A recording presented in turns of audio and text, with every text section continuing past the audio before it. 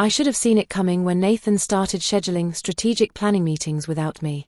I'm Sam Quinn, and for 3 years, I'd been the COO of Aurora Innovations, a sustainable tech company I co-founded with my former MIT classmate, Nathan Cole. We started in my garage in Oakland, building software solutions for renewable energy companies. By 2023, we had 40 employees, a sleek San Francisco office, and were on the verge of landing our biggest contract ever. The irony is that I was the one who made that contract possible. Ecosphere Industries, a massive sustainability conglomerate, was looking for a partner to develop their carbon tracking platform. It was a $5 million deal that would put Aurora on the map. For 2 months, I'd been their primary contact, late nights building prototypes, weekend calls with their technical team, personal meetings with their executives. I knew their pain points better than they did. I'd designed a solution that would save them 30% on operational costs while doubling their data accuracy. The pitch deck I'd created was flawless, and Ecosphere's CEO had already hinted they were ready to sign. Nathan, meanwhile, had spent those 2 months networking at conferences and posting inspirational LinkedIn content about disrupting the sustainability space. The meeting was scheduled for Thursday, December 14th. Nathan and I were supposed to present together, but that morning he called with a change of plans. "Sam, I think I should take the lead on this one," he said, that familiar condescending tone creeping into his voice. "Ecosphere is looking for vision and leadership. They need to see confidence. Nathan, I've been their primary contact for 2 months. They're expecting me to present the technical solution. Right, and you'll be there for support. But I should handle the business strategy piece. You know how these Fortune 500 types are, they want to deal with the top guy." I felt my jaw clench.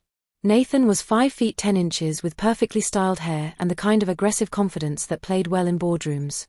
I was 5 feet 6 inches with a tendency to let my work speak for itself rather than dominating conversations.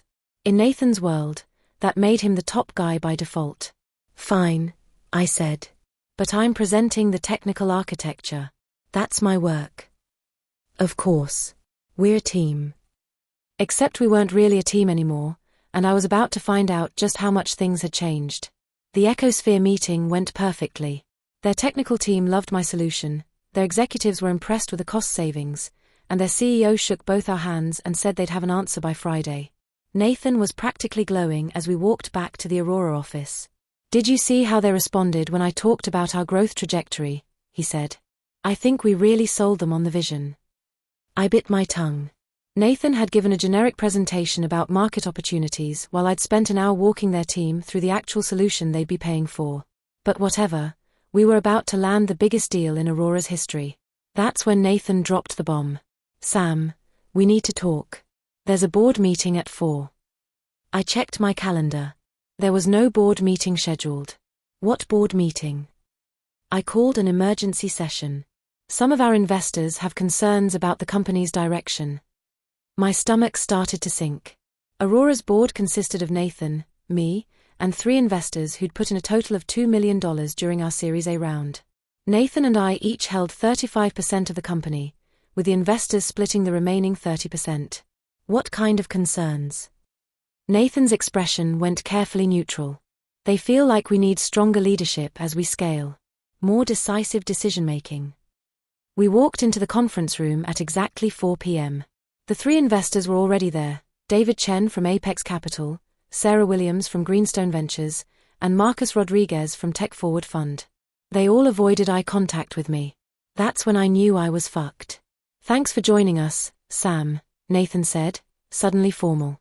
"We called this meeting to discuss Aurora's operational efficiency and leadership structure." I sat down slowly, my mind racing. "Okay." David cleared his throat. "Sam, we've been reviewing the company's performance metrics, and there are some areas of concern." "Such as?" "Project delivery timelines have been inconsistent," Sarah said, reading from notes that looked suspiciously well prepared. "Client communication has been fragmented, and we're seeing a lack of strategic vision in our product development." I stared at her. "Sarah, our delivery times are 15% faster than industry average. Our client satisfaction scores are above 90%. And our product pipeline includes 3 innovations that our competitors are scrambling to replicate." "That may be true," Marcus said, but leadership requires more than just technical competence. It requires vision, decisiveness, and the ability to inspire confidence in investors and clients. The words hit me like a slap. They weren't criticizing my performance, they were criticizing my personality. Because I wasn't loud and aggressive like Nathan, I was somehow inadequate as a leader. Nathan leaned forward, putting on his most serious expression. Sam, you're incredibly talented. But as Aurora grows, we need leadership that can take us to the next level.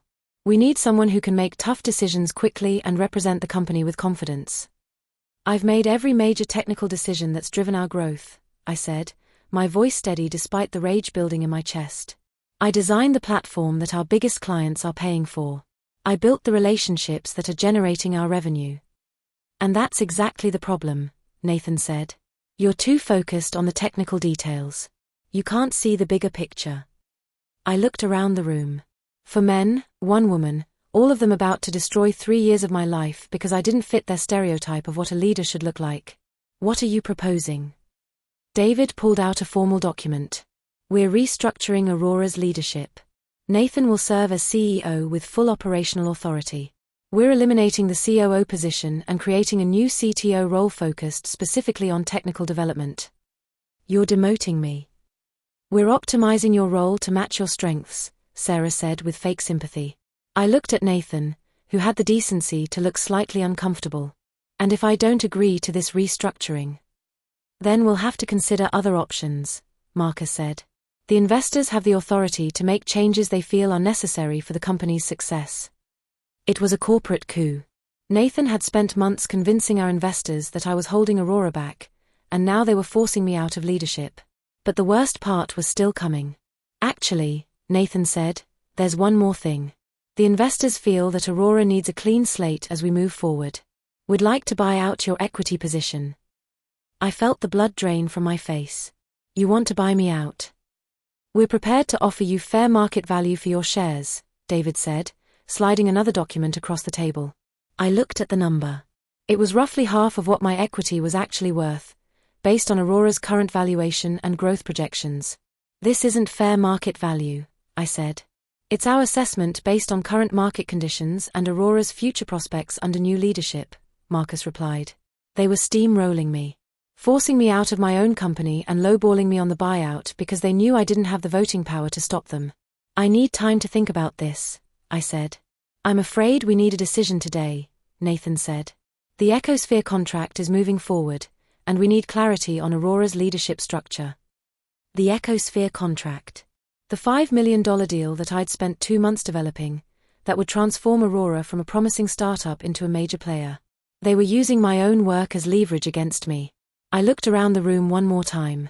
5 people who were about to erase me from the company I'd built, using corporate doublespeak to make it sound reasonable.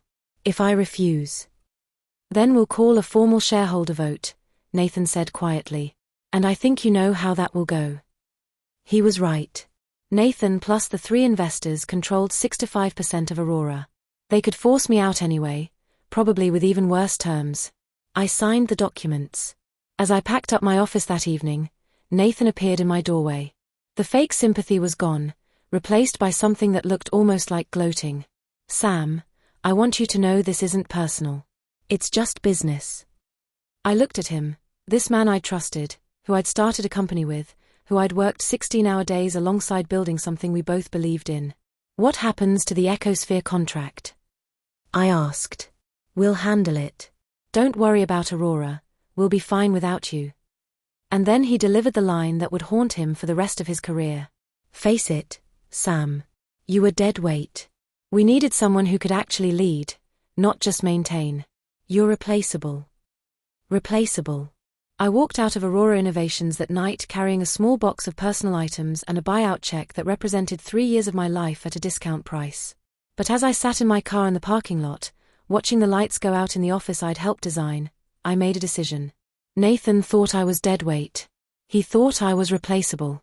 He was about to learn exactly how wrong he was. 3 days after Nathan destroyed my career, I was sitting in a coffee shop in Oakland, staring at a laptop screen and trying to figure out how to rebuild my life. That's when Aisha Patel found me. Aisha was Aurora's head of software architecture and probably the most talented developer I'd ever worked with. She was 29, brilliant, and had been my protégée for the past 2 years. I'd hired her straight out of Stanford and watched her transform from a gifted but inexperienced coder into someone who could architect systems that Amazon would envy. "Sam," she said, sliding into the seat across from me. "I've been looking for you." "Hey, Aisha. Shouldn't you be at work?" She made a face. "Nathan called an all-hands meeting yesterday. Told everyone you decided to pursue other opportunities and that Aurora was entering an exciting new growth phase under his leadership." "That sounds about right." He also said that anyone who had questions about the transition should focus on supporting the company's vision rather than dwelling on the past. I looked up from my laptop. "What kind of questions?" "Well, for starters, half the engineering team is wondering who's going to manage the Ecosphere implementation. You know, since you're the one who actually designed it." That was a good question. The Ecosphere platform was complex, involving integration with 12 different data sources and real-time processing of carbon emissions data across multiple industries. It wasn't the kind of thing you could hand off to someone else without extensive knowledge transfer. "I'm sure Nathan has a plan," I said. "Nathan's plan is to hire a consulting firm to reverse engineer your work and build it from scratch." I nearly choked on my coffee. "His what?" "Yeah. Apparently, he doesn't want to risk any dependency on former employees. So instead of spending 2 weeks getting a knowledge transfer from you, he's going to spend 6 months and probably $500,000 having someone else recreate what you already built." This was exactly the kind of short-sighted, ego-driven decision-making that had always driven me crazy about Nathan. He'd rather waste time and money than admit he needed help from someone he'd just pushed out. "That's insane," I said. "It gets worse." He promoted Jake Morrison to head of engineering. Jake Morrison was a decent developer but had no experience managing large projects or complex integrations. He was also Nathan's college roommate, which probably explained the promotion better than his technical qualifications. "How's the team handling it?" Aisha shrugged. "About what you'd expect. Victor's been asking a lot of pointed questions about project timelines. Maya's been unusually quiet in meetings. And most of the senior developers are updating their LinkedIn profiles." Victor Chang was Aurora's operations director, a 15-year veteran who joined us from Tesla and knew how to actually deliver projects on time and on budget. Maya Lauron handled our PR and marketing and had an uncanny ability to smell corporate bullshit from a mile away. If they were both getting restless, Nathan was in trouble. "Aisha," I said carefully, "why are you telling me this?"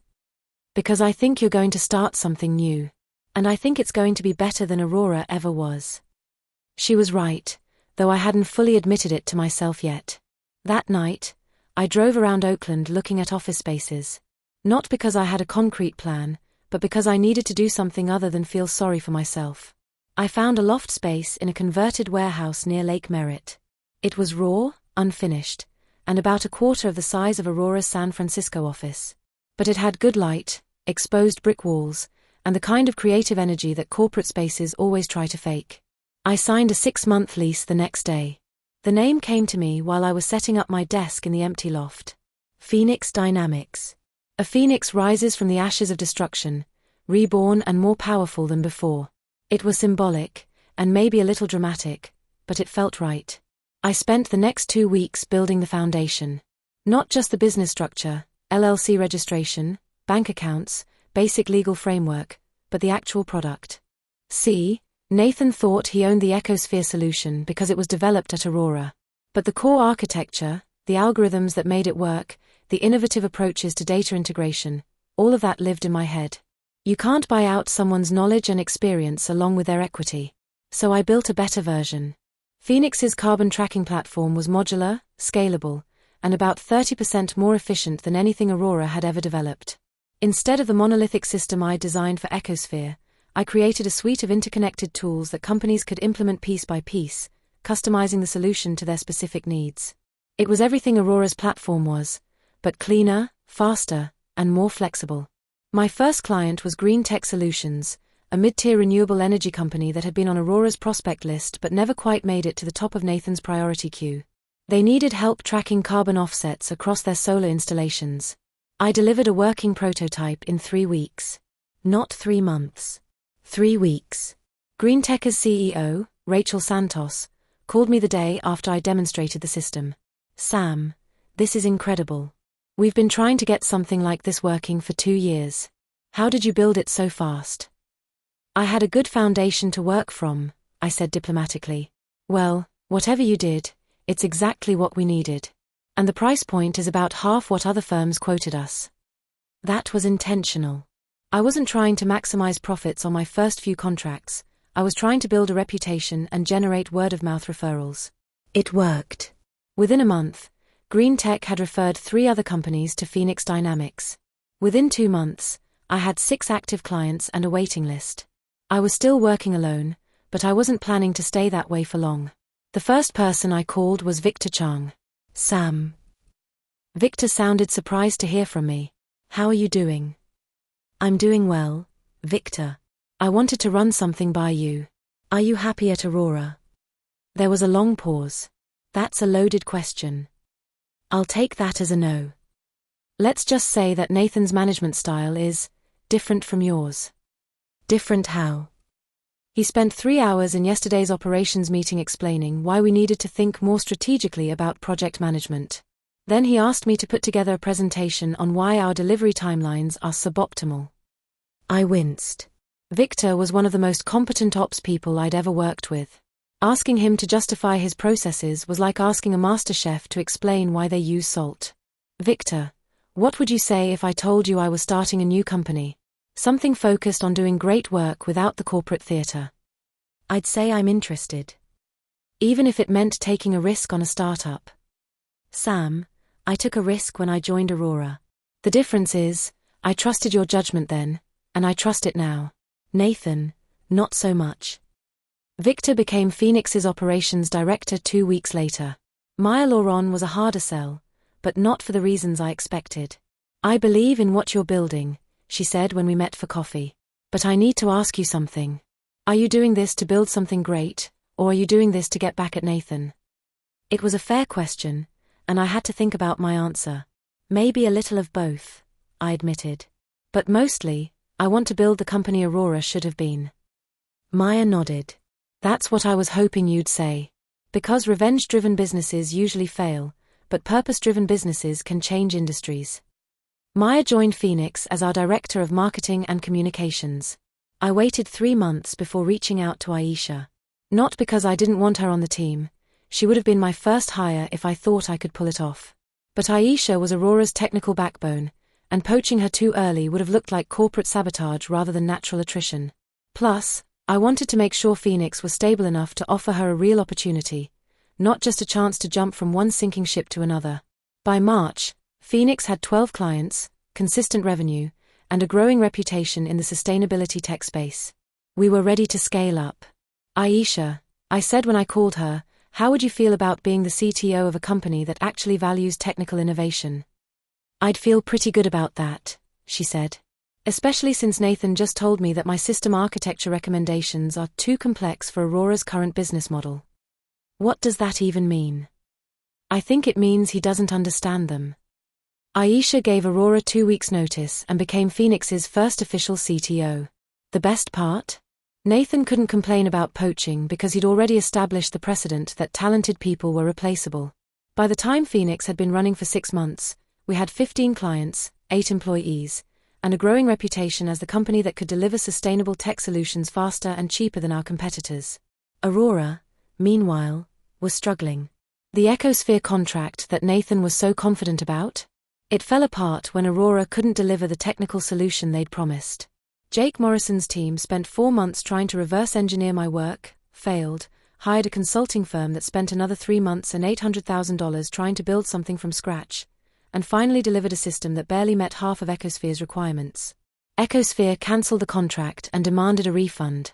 But I didn't hear about Aurora's problems from industry gossip or LinkedIn posts. I heard about them from Ecosphere's CEO, who called me directly. Sam, we understand you've started a new company. We'd like to discuss our carbon tracking needs with you. Sometimes, the universe has a sense of humor. Ecosphere's offices occupied 3 floors of a gleaming downtown San Francisco tower, the kind of place where the conference rooms have names like Innovation and Synergy and the coffee costs more than most people spend on lunch. I sat in the sustainability conference room, facing the same executives who'd been ready to sign with Aurora 6 months earlier. Ecosphere's CEO, Jennifer Walsh, looked exactly as frustrated as someone who just wasted a year and a significant budget on a failed implementation. "Sam, I'll be direct," Jennifer said. "We made a mistake going with Aurora. The solution they delivered doesn't meet our technical requirements, their project management was chaotic, and frankly, their CEO seemed more interested in networking opportunities than actually solving our problems." I kept my expression neutral, but internally I was doing backflips. This was the contract that Nathan had used as justification for pushing me out of Aurora, and he'd completely blown it. "What specifically are you looking for?" I asked. Jennifer pulled out a thick folder. Real-time carbon tracking across 12 different business units, integration with our existing ERP systems, automated compliance reporting, and a dashboard that our executives can actually understand. Aurora promised all of this and delivered maybe 30% of the functionality. I nodded. That matches what I'd expect for a comprehensive carbon management platform. "What's your timeline?" "We needed it 6 months ago," Jennifer said with a wry smile. "But we'll settle for 3 months from now if you can actually deliver what you promise." 3 months was aggressive, but Phoenix had built our entire platform around modular implementation. Instead of trying to deliver everything at once, we could roll out components incrementally and have Ecosphere seeing results within weeks. "I can do better than that," I said. "What if we had your first module live in 3 weeks, with full implementation complete in 8 weeks? The room went quiet. Jennifer's head of operations, Mark Stevens, leaned forward. "Sam, Aurora spent 4 months just trying to build a data integration layer. How are you going to deliver a complete solution in 8 weeks? Because I'm not trying to reinvent the wheel. Phoenix's platform was designed specifically for this kind of implementation. We've already solved the technical challenges that Aurora spent months struggling with." Jennifer looked skeptical. "Can you show us a demo?" I opened my laptop and pulled up Phoenix's demo environment. For the next hour, I walked them through exactly what their carbon tracking system would look like: real data flows, automated reporting, executive dashboards, compliance management. Everything Aurora had promised but failed to deliver. "This is impressive," Mark said. "But we've been burned once. How do we know you can actually implement this at our scale?" "Because I've already implemented it for companies similar to yours," I said, pulling up case studies from Phoenix's existing clients. "Here's Green Tech Solutions, similar data complexity, similar integration requirements. Here's Renewable Resources Corp., actually larger scale than Ecosphere. And here's Pacific Clean Energy, they went live in 6 weeks and saw immediate ROI." Jennifer exchanged glances with her team. "What's your pricing structure?" I quoted them a number that was 20% less than what they'd paid Aurora, with performance guarantees that Aurora had never offered. "We want to move forward," Jennifer said.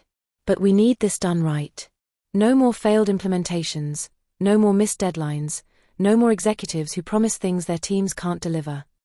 "You have my word," I said. "And you have a contract with penalty clauses if we don't meet our commitments." We shook hands on a $3.2 million deal. Walking out of Ecosphere's building that day, I felt something I hadn't experienced since leaving Aurora: pure, undiluted satisfaction. Not just because of the contract, but because of what it represented. Nathan had told me I was dead weight, that I was replaceable. But here was Ecosphere, his biggest prospect, the contract he'd used to justify pushing me out, coming to me because Aurora couldn't deliver what I'd promised them in the first place. The implementation went flawlessly. Phoenix's modular platform worked exactly as advertised, and Ecosphere had their first carbon tracking module live within 3 weeks.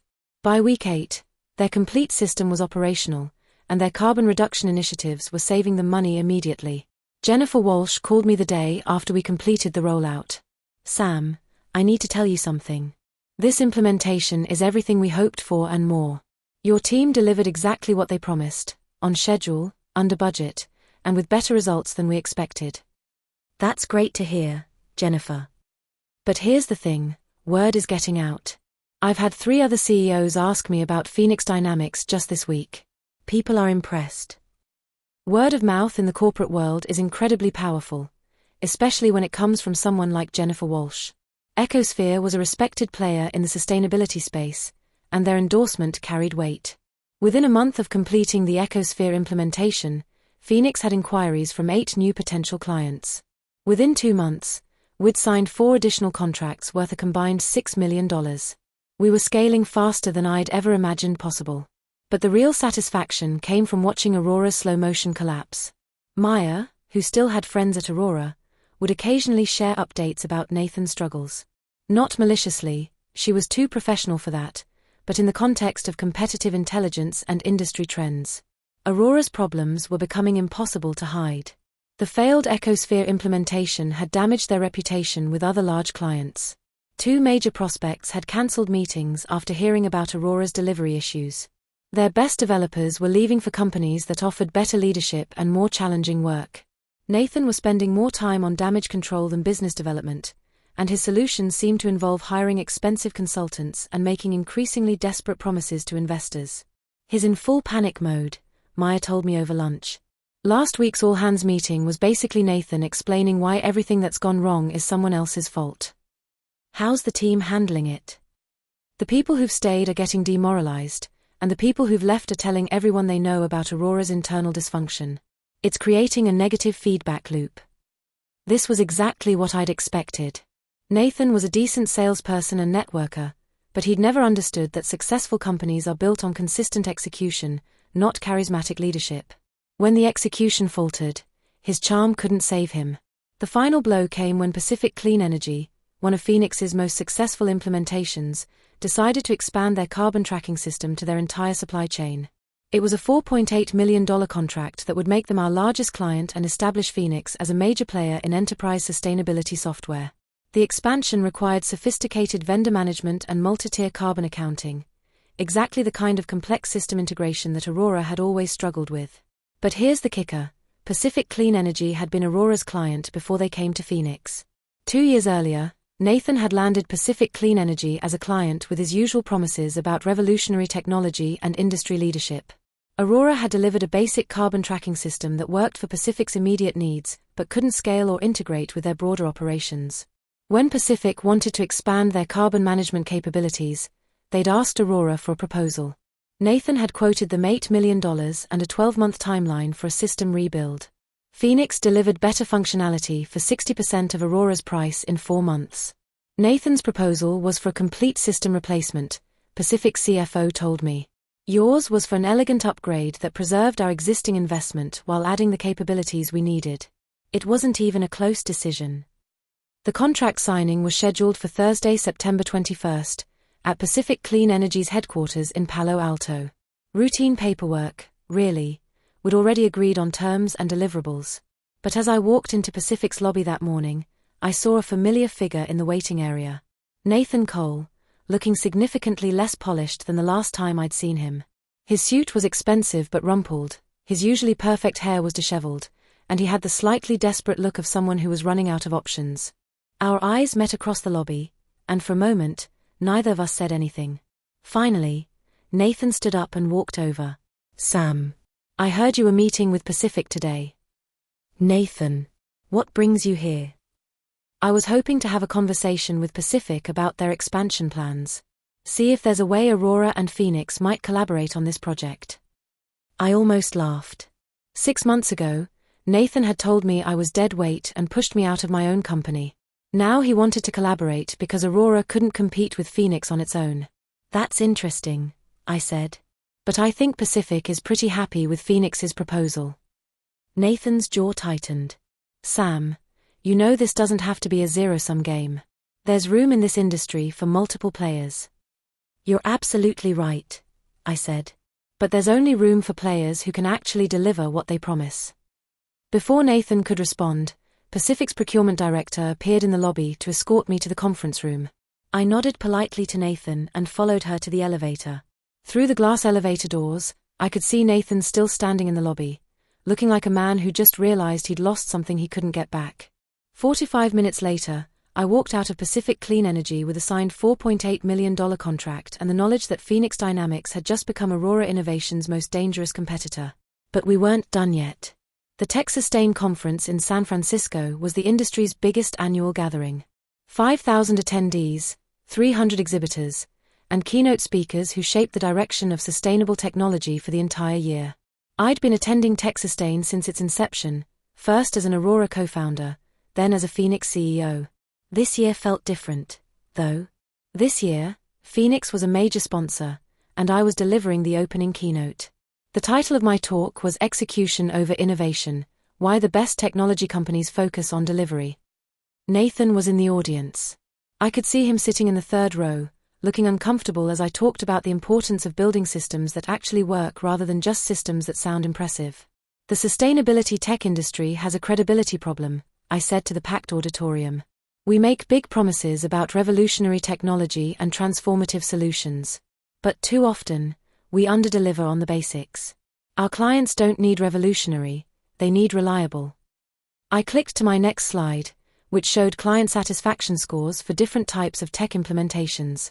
Companies that focus on consistent execution and incremental improvement consistently outperform companies that focus on breakthrough innovation and disruptive technology. Why? Because clients care more about results than about revolutionary concepts. From the stage, I could see people in the audience nodding and taking notes. These were practitioners who'd seen too many failed implementations and over-promising vendors. At Phoenix Dynamics, we've built our entire business model around this principle. Modular solutions that work out of the box. Realistic timelines that we actually meet. Performance guarantees that we stand behind. It's not glamorous, but it's what our clients need. After my talk, I was surrounded by conference attendees who wanted to learn more about Phoenix's approach. Potential clients, industry analysts, even competitors who were curious about our rapid growth. Nathan appeared at the edge of the crowd as it was thinning out. Good talk, Sam. Very practical. Thanks, Nathan. How are things at Aurora? We're pivoting. Focusing more on strategic consulting and less on implementation services. Playing to our strengths. That was corporate speak for we can't deliver technology solutions anymore, so we're going to charge people for advice instead. That sounds like a smart move, I said diplomatically. Nathan looked around the conference hall, where Phoenix's booth was surrounded by potential clients and Aurora's booth was barely generating foot traffic. Sam, can I ask you something? Sure. Do you ever think about what might have happened if we'd worked through our differences? If we'd found a way to stay partners? It was the closest thing to an acknowledgement of regret I'd ever heard from Nathan. I think about it sometimes, I said. But honestly, Nathan, we wanted to build different kinds of companies. You wanted to build something that looked impressive. I wanted to build something that worked. Nathan was quiet for a moment. Then, the Ecosphere contract was yours, wasn't it? The original design, I mean. Most of it, yeah. And Pacific Clean Energy. They came to Phoenix because Aurora couldn't scale their existing system. Nathan nodded slowly. How many of our other clients have you won over? Some, I said. But not because I was trying to steal them. Because they needed solutions that Aurora couldn't provide anymore. That was the truth, though it probably didn't make Nathan feel any better. Phoenix hadn't succeeded by attacking Aurora, we'd succeeded by being what Aurora used to be before Nathan decided that style was more important than substance. 3 months after TechSustain, Nathan called me. Sam, I want to talk to you about something. Can we meet for coffee? We met at the same Oakland coffee shop where Aisha had found me after I'd been pushed out of Aurora. It felt appropriately symbolic. Nathan looked exhausted. The confident swagger was gone, replaced by something that looked almost like defeat. Sam, I'm going to shut down Aurora. I'd been expecting this for months, but hearing Nathan say it out loud was still shocking. What happened? We lost our last major client last week. Our investors are pulling funding. Half the team has already left for other companies. Nathan stared into his coffee cup. I can't make payroll next month. I'm sorry, Nathan. Are you? It was a fair question. Was I sorry to see Aurora fail? Or was I satisfied to see Nathan get what I thought he deserved? I'm sorry to see people lose their jobs, I said. I'm sorry to see a company with good potential get destroyed by bad decisions. But am I sorry to see you fail after the way you treated me? Honestly, no. Nathan nodded. I deserve that. What are you going to do? I don't know. Maybe go back to consulting. Maybe try to find a job at another tech company. He looked up at me. What would you say if I asked about joining Phoenix? I almost choked on my coffee. You want to work for me? I want to work for a company that actually succeeds. And despite everything that's happened between us, you've built something impressive.